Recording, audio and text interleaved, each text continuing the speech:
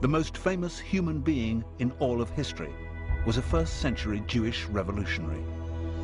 His name was Jesus. Christians believe Jesus was crucified, died, and on the third day rose from the dead and ascended into heaven. But for 2,000 years, there have been those who've challenged the truth of this biblical story. And some have died for expressing those doubts. From Jerusalem to the villages of southern France, from the wildness of distant Kashmir to the exotic Philippines, we shall try to solve this 2,000-year-old mystery. We'll take a journey that asks, did Jesus really die on the cross?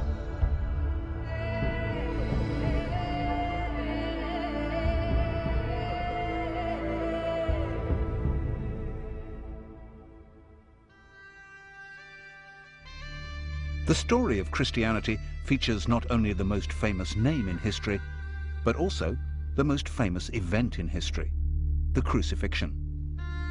For some, or even many true believers, the fact that Jesus was crucified, died, rose again, and ascended into heaven can be literal truth. But throughout history, there have always been those, sometimes Christians, who've asked awkward questions. Would a man die after only 6 hours on the cross? Was he drugged? What really happened in the sepulchre? And if Jesus didn't ascend into heaven, then where did he go? For many Christians, these questions risk undermining the whole basis of Christianity and are extremely controversial. The most crucial part of the story, which all Christians are expected to believe, is the idea that Jesus rose from the dead.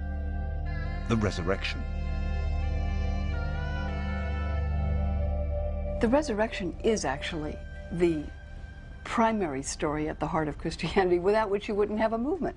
You could have Christianity without the virgin birth. However, none of them tells it without a resurrection story. Despite the best efforts of the Church, the resurrection of Jesus and his later ascension into heaven have, for 2,000 years, been fertile ground for heresy. Some people suggest that Jesus was rescued from the crucifixion and escaped to live a secret life in southern France. Some have been convinced that Jesus survived and traveled to the mountain kingdoms of Kashmir, where he lived to the age of 80. With the help of leading historians and theologians, we will examine these most controversial theories.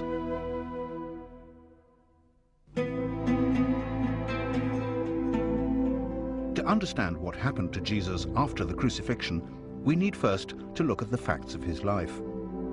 But what is historical fact? What is the evidence? Almost all we currently think we know about Jesus comes from the four Gospels: Matthew, Mark, Luke, and John. But Matthew and John are the only Gospel writers who were members of the 12 disciples, the only ones who could have been present at the events they describe. The four Gospels were all apparently written between 40 and 100 years after the crucifixion, which Roman history tells us happened around 30 AD. But despite the fact that we know them by those four names, modern biblical scholars cannot be absolutely sure who really wrote them. Originally, all these Gospels circulated anonymously. There were no names attached to them until almost 200. And the Christian theologian who came up with the idea of having a New Testament was roundly condemned as a heretic. Whoever did really write the four Gospels, the description of Jesus' death in all of them is brutal.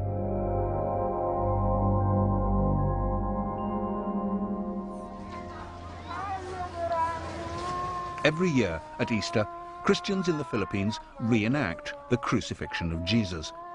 They actually volunteer to be crucified. They do it because they believe it will help them to purge their sins. For the onlookers, it's a bloody reminder of what happened to Jesus 2,000 years ago. Crucifixion was the most cruel and atrocious punishment that the Romans could inflict. And it was inflicted only for treason and only on slaves. If you were a nobleman and you were a traitor, then normally you were strangled, something much simpler and much easier and much less painful.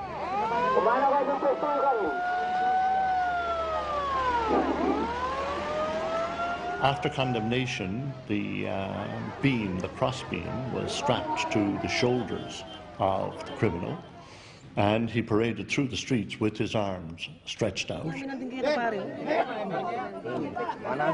At the place of execution, then, nails were hammered into the hands and the feet. In the Philippines, they do use real nails. They do experience the real pain that Jesus felt.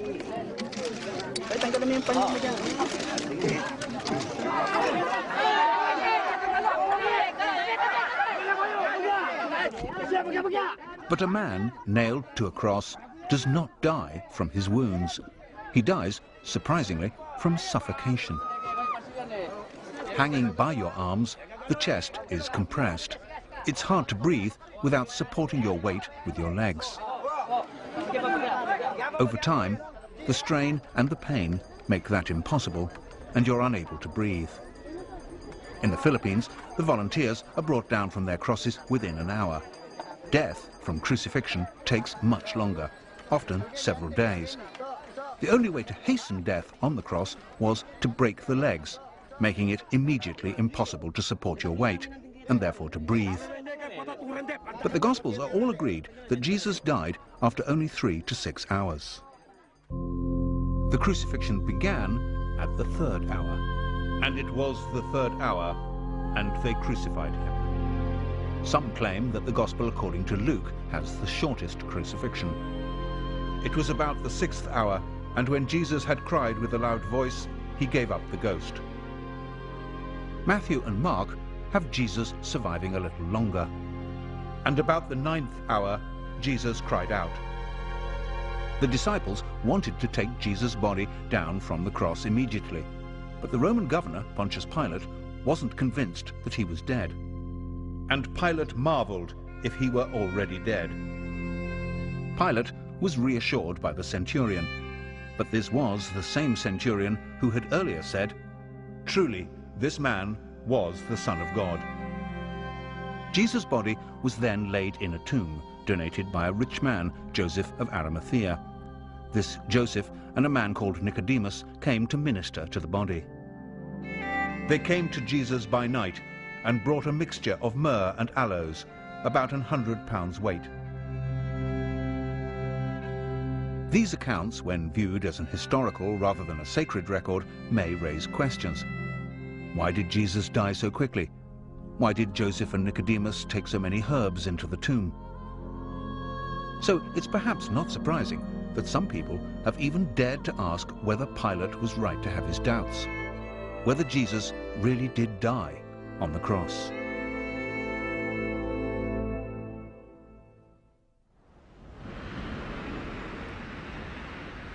That Jesus might not have died on the cross is an explosive idea, particularly for Christians. In our journey to understand the truth about Jesus' life and death, we need to look further at the biblical accounts of the resurrection. It was here in Jerusalem that Jesus was crucified, and according to the scriptures, rose again from the dead. But in Jerusalem, one is forced to remember that we do not live on a Christian planet. Hundreds of millions of Jews and Muslims may accept that Jesus lived and died in first-century Palestine, but only Christians believe he rose from the dead. This is the Church of the Holy Sepulchre in Jerusalem, built upon what was supposed to be the tomb in which Jesus was laid after the crucifixion.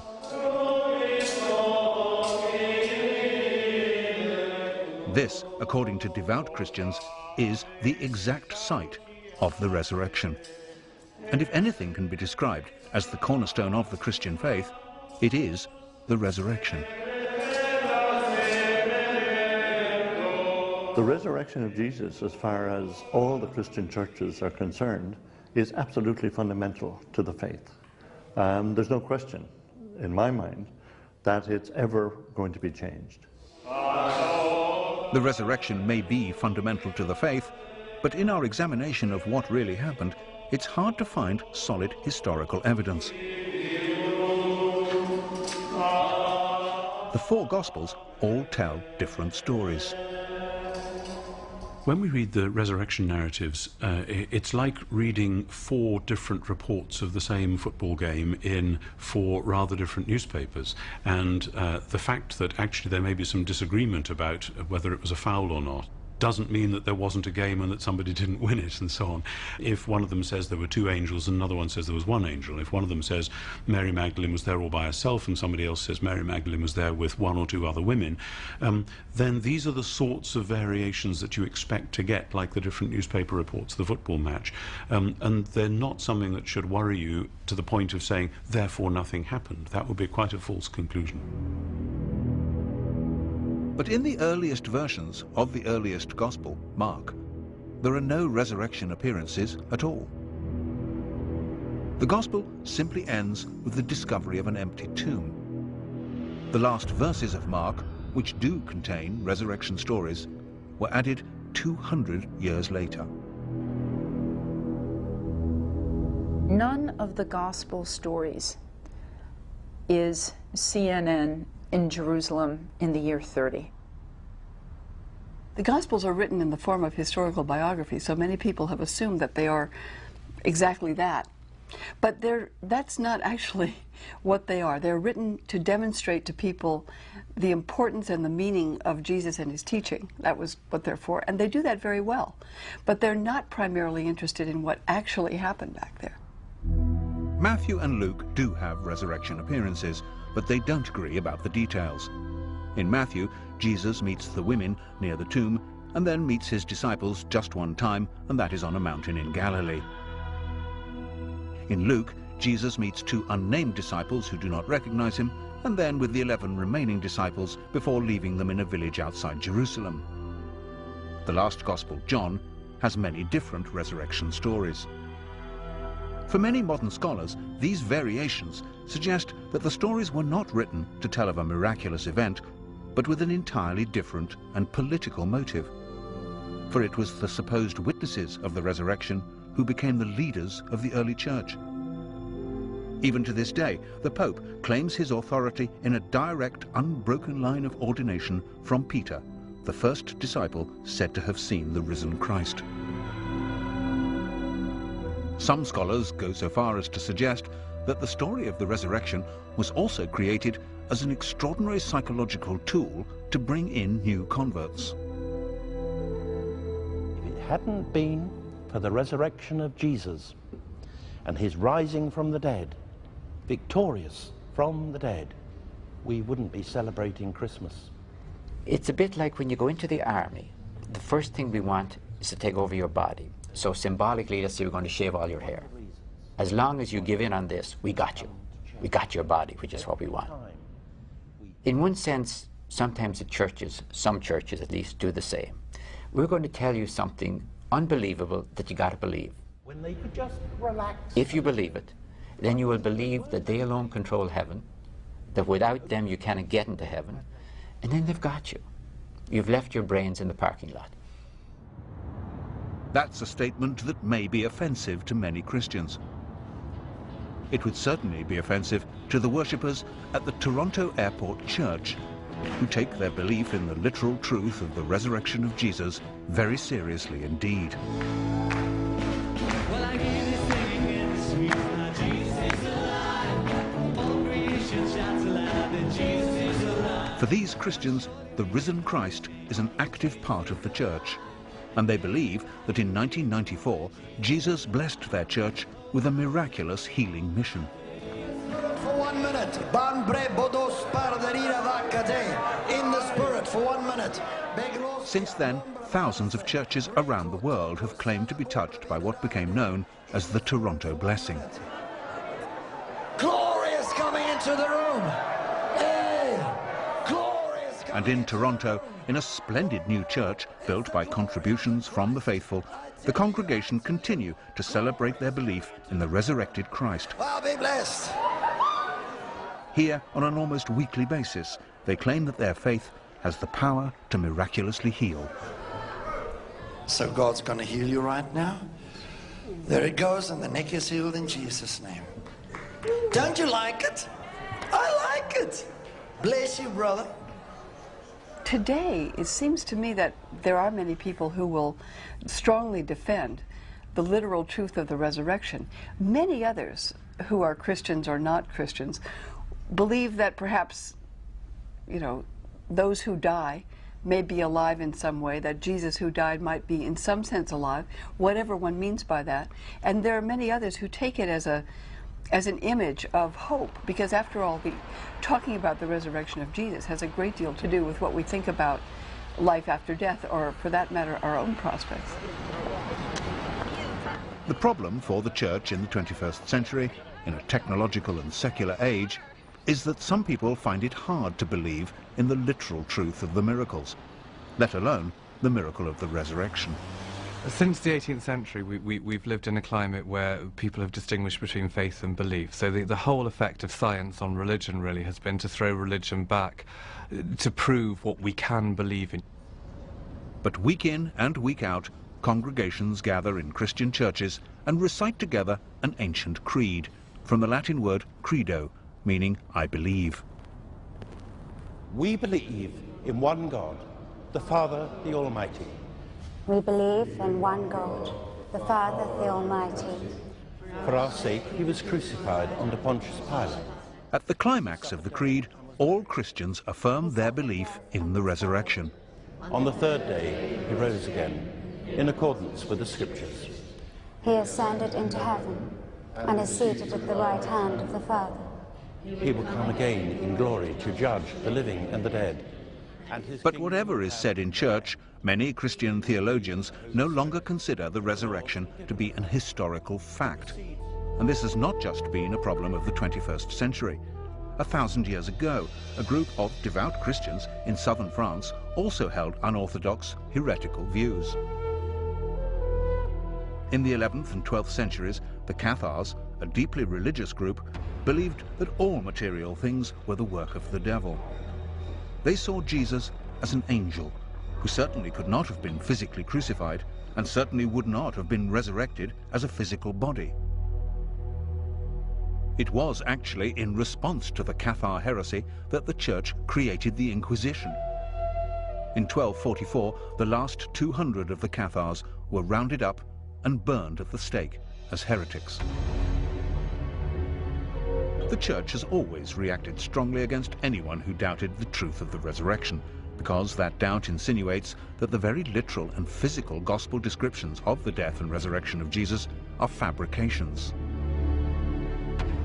But there is one story, also set in France, at about the same time as the Cathars, which suggests that another Christian group made a discovery which really might reveal that the resurrection story was not true.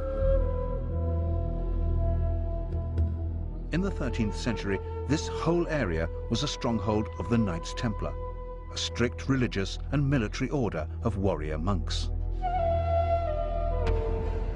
Local historian Thierry Lecon has spent the last 12 years uncovering the history of the Knights Templar in this region. The Templars came to this region. There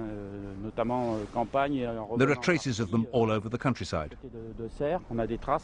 Down there at the bottom, near Château de Blanchefont, there are ruins of an old Templar command post.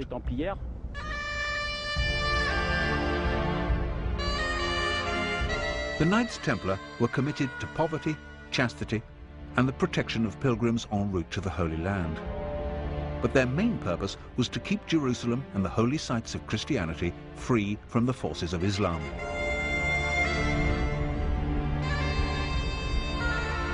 During the years they were in the Holy Land, the Templars built their own castles. But they buried their dead in graveyards they excavated near to the original Temple of Solomon. And certainly, during this time, they were thought to have discovered great treasures. Eventually, the Templars were forced to leave the Holy Land in 1186. They returned to France. Certainly, the Templars remained powerful, rich, and incredibly secretive, so it's not surprising that people speculated about them. And there grew a legend that the Knights Templar had discovered Jesus' bones in Jerusalem, that they had brought them back to France, and they had buried them somewhere near here.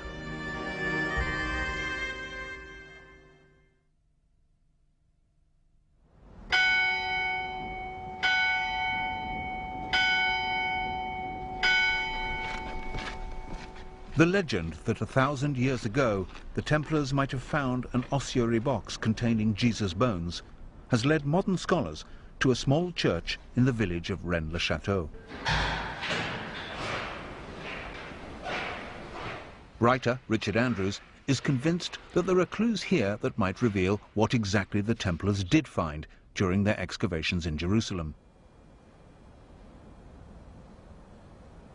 One can ask the question, did the Templars find relics, an ossuary full of bones, that they thought were possibly the bones of Jesus?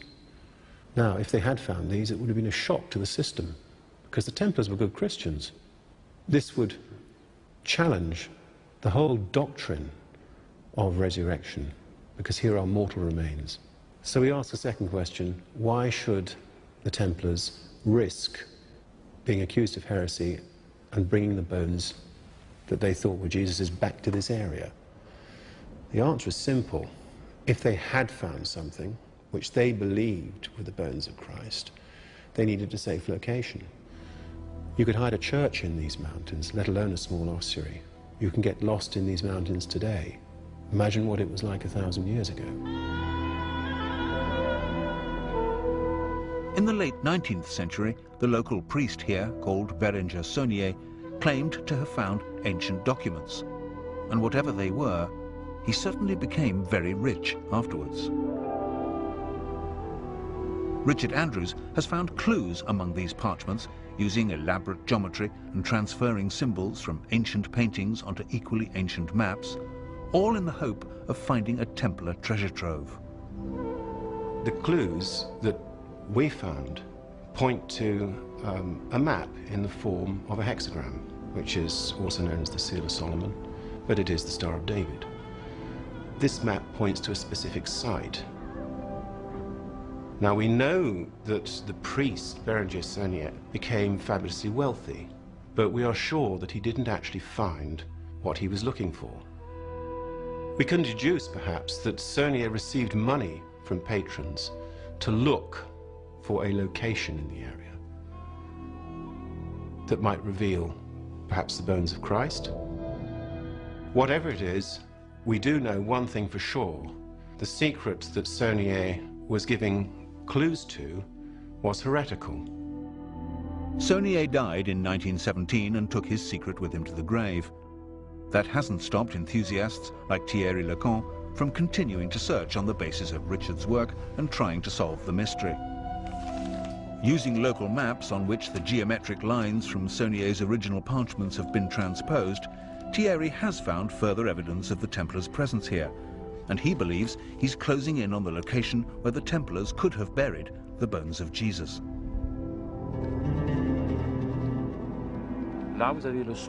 There you have the summit of Mount Cardu, and there are two cedars there, about 10 meters distance between them.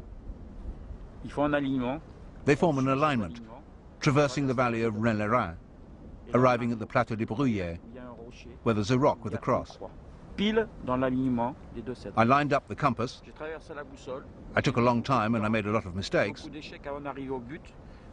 but I was convinced I'd find something, a cedar or another cross. And then I found a cross.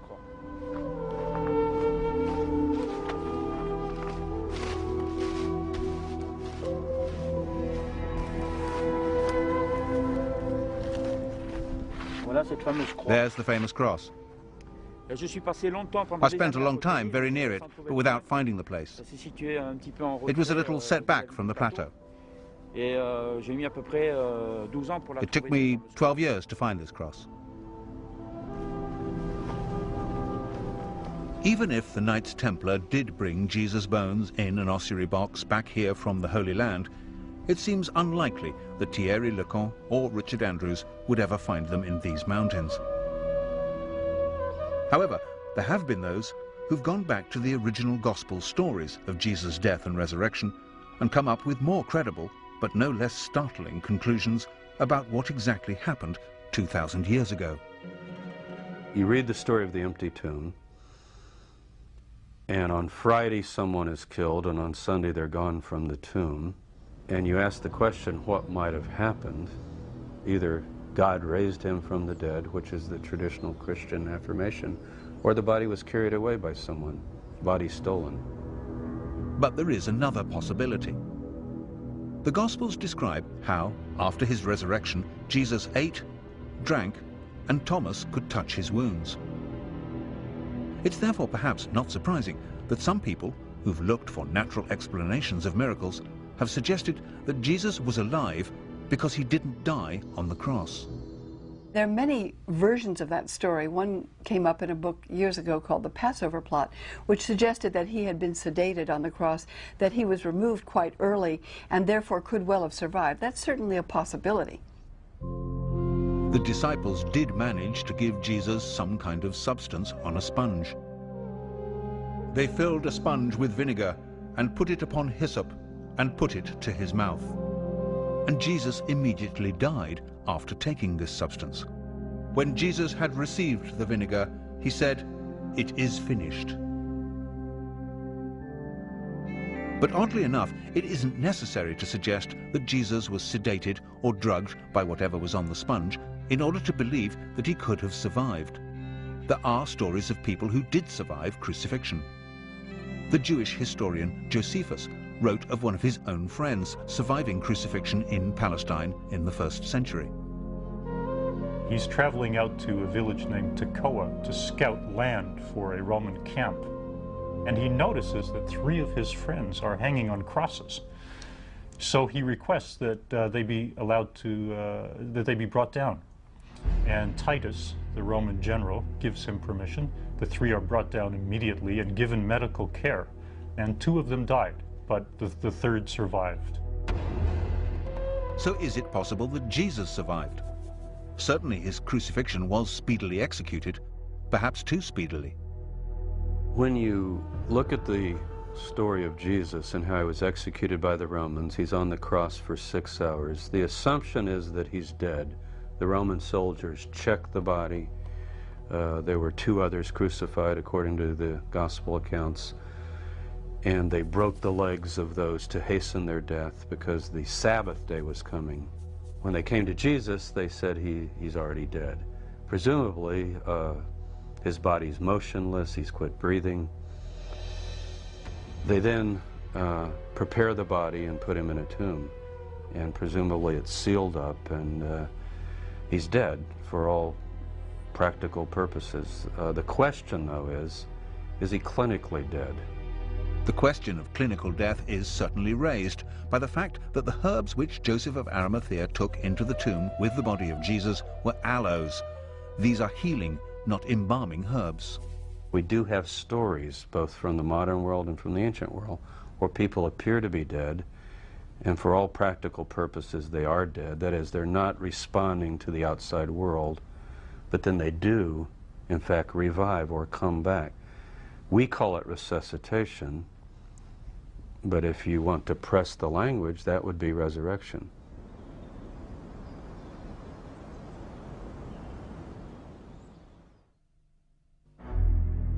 The idea that Jesus might have survived the crucifixion rather than risen from the dead seems provocative.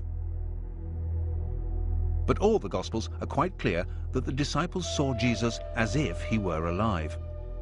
If Jesus did survive, it does not necessarily mean that the resurrection story was a hoax or a deliberate falsehood.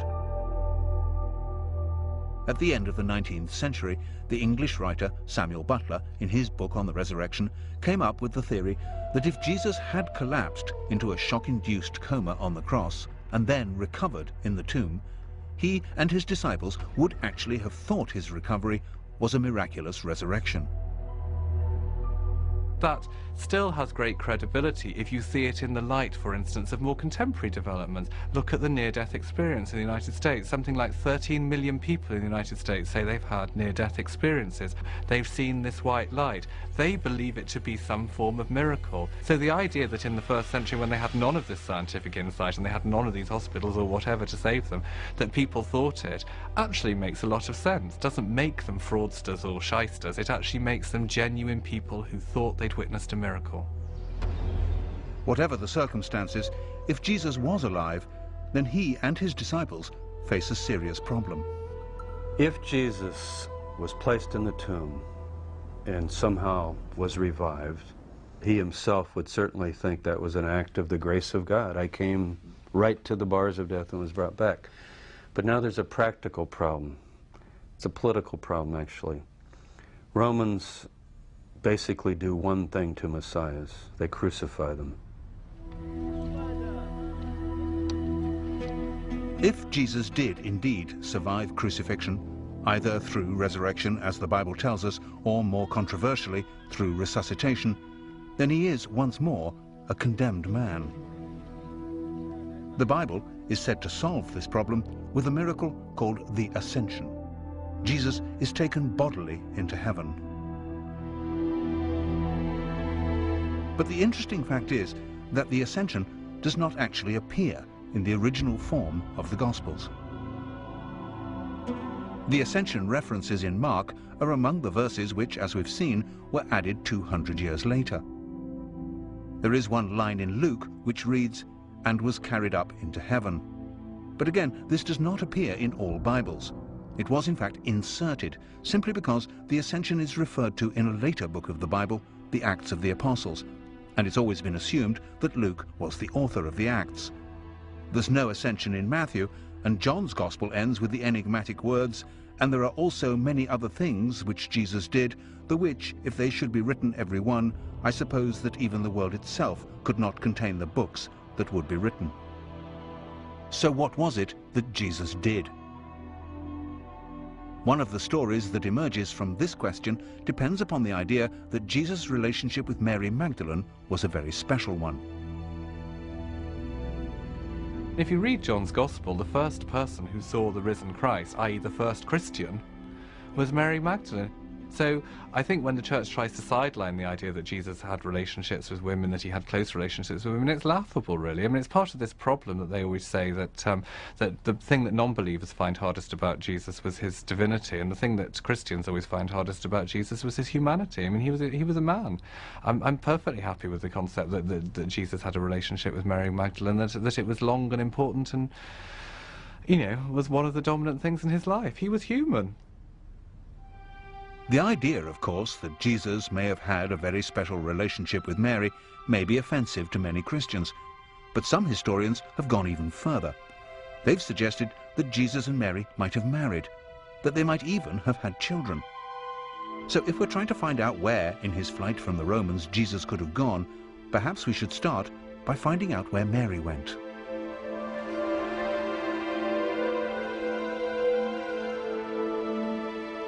There is a tradition that some years after the crucifixion, Mary Magdalene came to the Camargue region of the south of France. Here she lived and died, and the Basilica Sainte Marie Madeleine is a shrine to her memory. This was the center of what became known as the cult of the Magdalene. The cult of the Magdalene was very powerful in France up until the Middle Ages.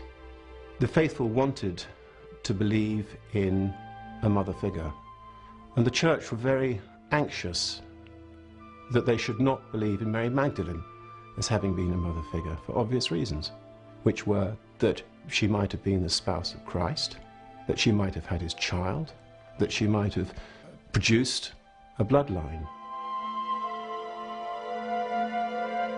The local legend describes how Mary Magdalene came here with her brother Lazarus and her sister Martha and a few companions. If the relationship between Jesus and Mary was as close as some sources suggest, perhaps one of those companions, traveling incognito for fear of arrest by the Romans, was Jesus himself. Jesus could have taken ship at Caesarea or one of the smaller ports up the Syrian coast, and he could have left for another life. And he could well have arrived, as a lot of people believe, in this part of France and begun a new life. He could even have brought his family with him. So these stories could have a historical foundation. After her death, Mary Magdalene's relics were placed in a sarcophagus and then hidden. It was not until 1279 that they were rediscovered, and this basilica was built for their safekeeping. Sealed within the crypt, in the center of the church, is what is claimed to be the skull of Mary Magdalene.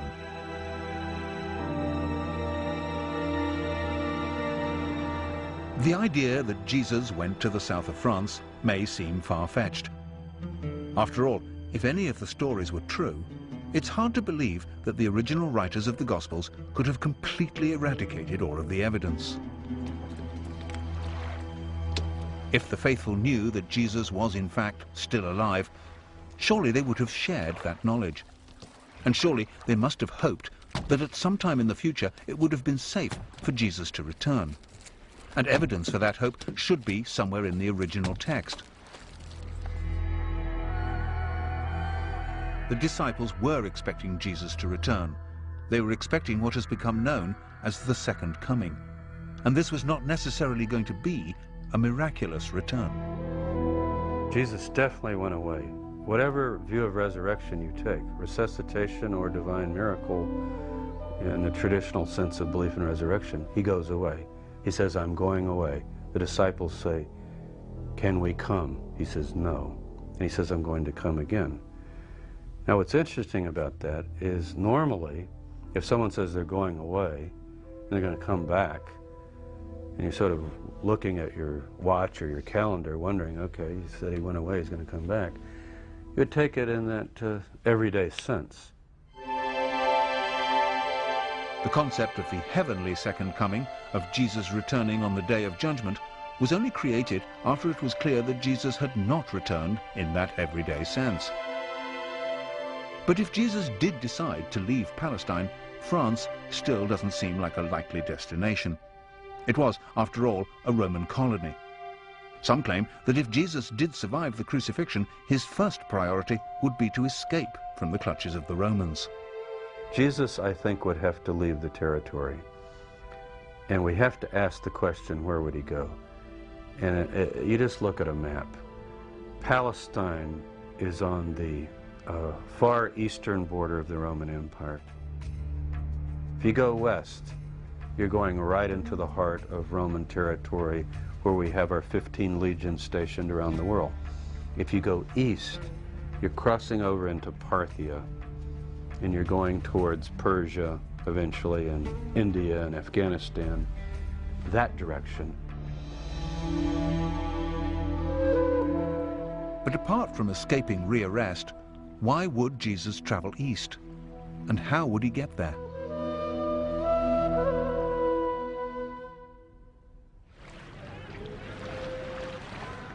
If Jesus did want to travel east, away from the Roman Empire, the journey from Israel was surprisingly easy by land or by sea, on the Silk Route or the Spice Route.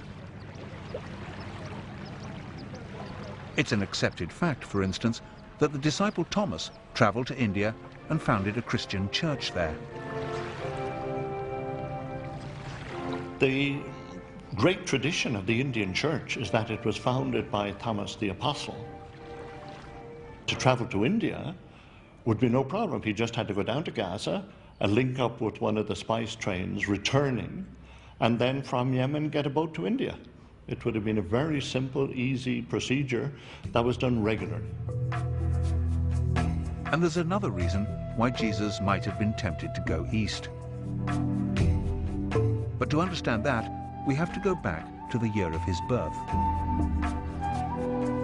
We all recognize the story in Matthew's Gospel of the 3 wise men from the east who followed a star and presented themselves and their gifts to the baby Jesus. What we perhaps don't recognize immediately is the similarity between this story and the traditions of a religion that is 500 years older than Christianity, Buddhism.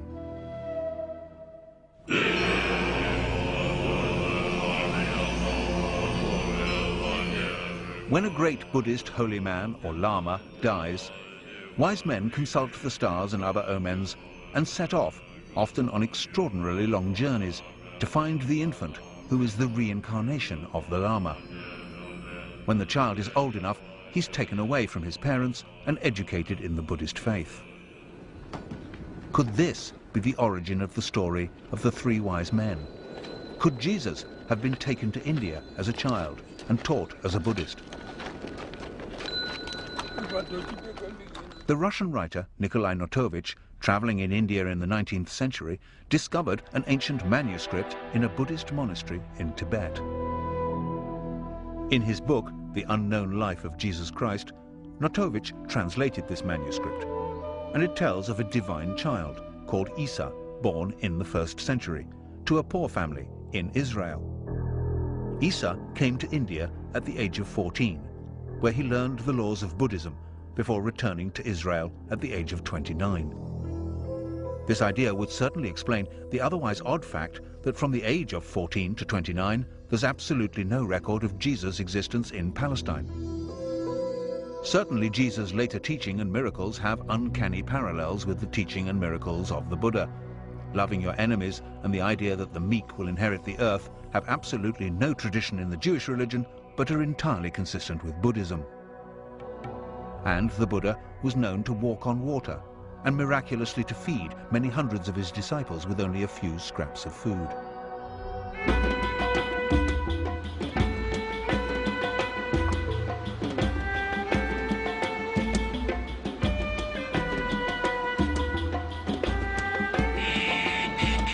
But if Jesus traveled or returned to the East, surely there would be legends like those in the south of France to support the idea. And of course there are such traditions.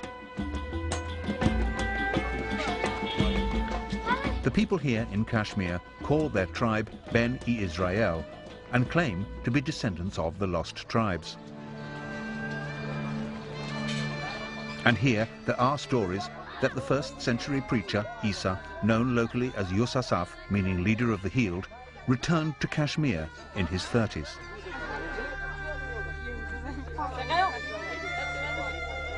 Yusasaf's ministry here can easily be seen as a continuation of the Jesus ministry.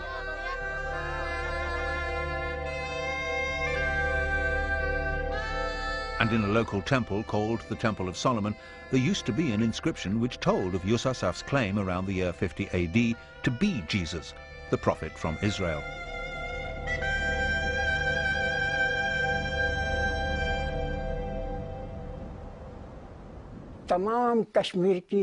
Kashmiri history books tell us that Yusasaf came from abroad. He was a prophet and a messenger. He came from Israel. He came to spread his teachings. He lived and died here.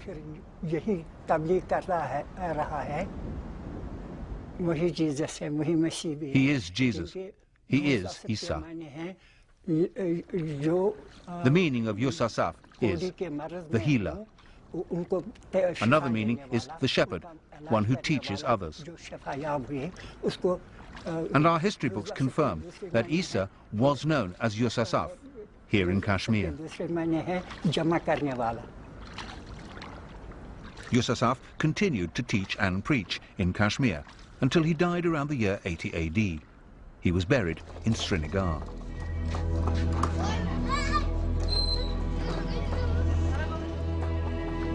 And this, they say, is Yusasaf's tomb.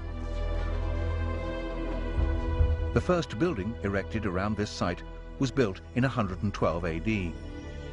In fact, it's now a shared gravesite. In the 15th century, the Islamic holy man Syed Nazir ud-Din was also buried here. Although both gravestones under the cloth point north-south in the Islamic tradition, the body of Yusasaf is buried beneath in a grave dug east-west in the Jewish tradition.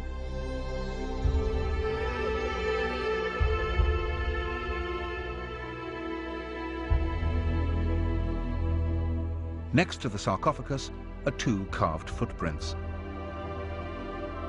The marks on these are said to be the symbolic representations of the scars of crucifixion. The footprints were carved as a sign. The scars are clearly visible, received when he was nailed to the cross. They show that this is the same person who came from Israel and that he lived and died here. You won't find any footprints like these anywhere else in Kashmir. We don't have that tradition. The position of the scars, just behind the toes, do not match each other, but they would align if a single nail was driven through both feet with the left foot placed over the right.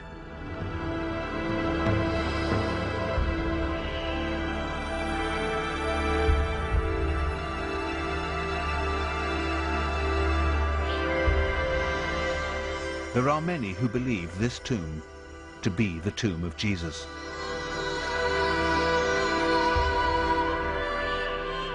If this is the tomb of Jesus, then he spent most of his life in the mountain kingdom of Kashmir.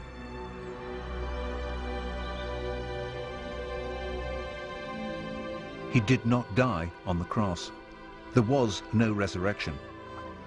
He did not ascend into heaven, and he does not sit at the right hand of God. For many Christians, this would be the end of Christianity as we know it. But for some, the original story would still have a poetic power. For me, the resurrection is about death. The two things that will happen to us all in our life is that we'll be born and that we'll die. They're the two things we know nothing about. And we have this great void before and we have this great void afterwards. So any system of belief, any religion, any church that set itself up has always had to have some concept, some way of dealing with death.